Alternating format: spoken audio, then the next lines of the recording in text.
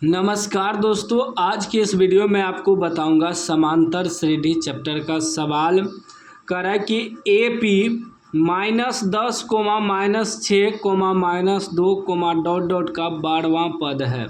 मतलब 12वां पद हमें ज्ञात करना है, 12वां पद निकालना है। क्लास 10th का बोर्ड एग्जाम में पूछा गया सवाल है। आज के बाद आप समांतर श्रेणी का सवाल सीख जाएंगे। ऑप्शन ए में है 54, बी में है 44, सी में है 34, डी में है -34। देखिए यह ऑब्जेक्टिव में पूछा गया सवाल है। ऑब्जेक्टिव में पूछे या सब्जेक्टिव में पूछे, बनाना उसी प्रकार है जैसे मैं आपको बताऊंगा। तो ये देखिए पहला पद हुआ AP का, यानी कि समांतर श्रेणी का पहला पद, दूसरा पद, तीसरा पद, ठीक ना। 12वां पद हमें ज्ञात करना है। देखिए ये पहला पद यहाँ लिखेंगे प्रथम पद। प्रथम पद को A से सूचित करते हैं। तो A बराबर हमारा हो जाएगा -10, पहला पद। समांतर श्रेणी निकालने के लिए हमें पहला पद मालूम होना चाहिए, सार्वंतर यानी कि D मालूम होना चाहिए और N मालूम होना चाहिए, तो आराम से निकल जाता है समांतर श्रेणी, ठीक ना। तो पहला पद आपका -10 हो गया। उसके बाद सार्वंतर निकालना है। सार्वंतर यानी D बराबर कैसे निकालते हैं? दूसरा पद में पहला पद घटाते हैं। ये हो गया A, ये हो गया A1, ये A2, इस प्रकार, ठीक ना। तो दूसरा पद में पहला पद घटा देते हैं तो हमारा सार्वंतर निकल जाता है। सार्वंतर का मतलब हुआ दोनों के बीच अंतर कितना है, या आप चाहे तो इसके बीच का भी अंतर निकाल सकते हैं। सब सार्वंतर का मतलब हुआ सभी का अंतर समान रहता है। अगर हम इसके बीच निकालेंगे तो तीसरा पद में से दूसरा पद घटाएंगे, दूसरा पद में से पहला पद घटाएंगे तो इसका अंतर निकलेगा। अंतर तो सभी का सेम ही रहेगा, ठीक है ना, बराबरे रहेगा, अंतर सबका सेम रहता है। सार्वंतर इसीलिए कहलाता है। तो दूसरा पद में से पहला पद घटा देंगे, दूसरा पद हो गया 6, इसमें घटा देंगे पहला पद हो गया -10, ठीक है ना। ठीक, दूसरा पद में से पहला पद घटाना है तो दूसरा पद -6 हो गया, इसमें घटाना है -10 को, ठीक। अभी क्या हो जाएगा, -6 माइनस प्लस 10, 10 में से 6 घट जाएगा तो कितना बच जाएगा, 4 बच जाएगा। सार्वंतर कितना निकल गया, 4 निकल गया।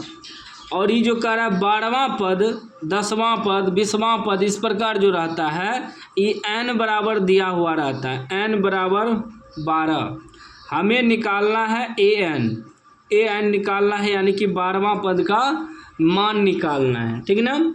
तो सूत्र होता है AN बराबर A + N - 1 × D, ठीक। तो यहाँ तो AN निकालना है तो यहाँ N की जगह 12 निकालना है, तो 12 रखना है। तो A 12 निकालेंगे बराबर जो भी N की जगह दिया रहे उसको निकालना है।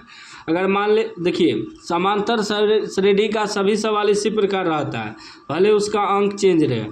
यहाँ 12वां की जगह 20वां पद कह देगा निकालना, 10वां पद कह देगा निकालने, ठीक ना। उससे कोई दिक्कत नहीं, सेम प्रोसेस रहता है।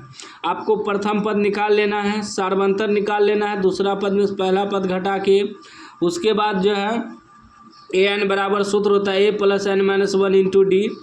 N बराबर हो गया आपका जिसमें वहाँ लगा रहता है, जैसे 10वां, 20वां, 15वां, 17वां, 21वां, वो आपका N बराबर दिया है।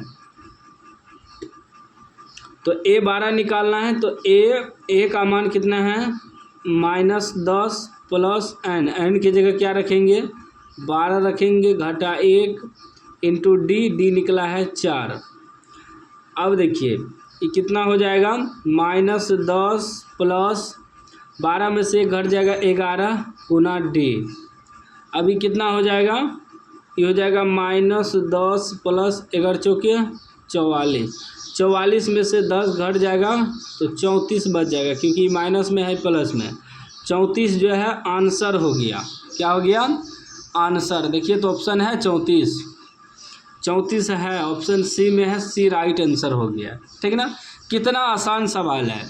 कोई भी समांतर श्रेणी दिया रहे, कोई भी AP दिया रहे, पहला प्रथम पद लिखना है, फिर सार्वंतर निकालना है, दूसरा पद में पहला पद घटा के, जिसमें वहाँ लगा है समझिए वो n बराबर दिया है, चाहे 10वें 20वें 25वें पद निकालना है तो n बराबर रख के आपको निकाल देना है।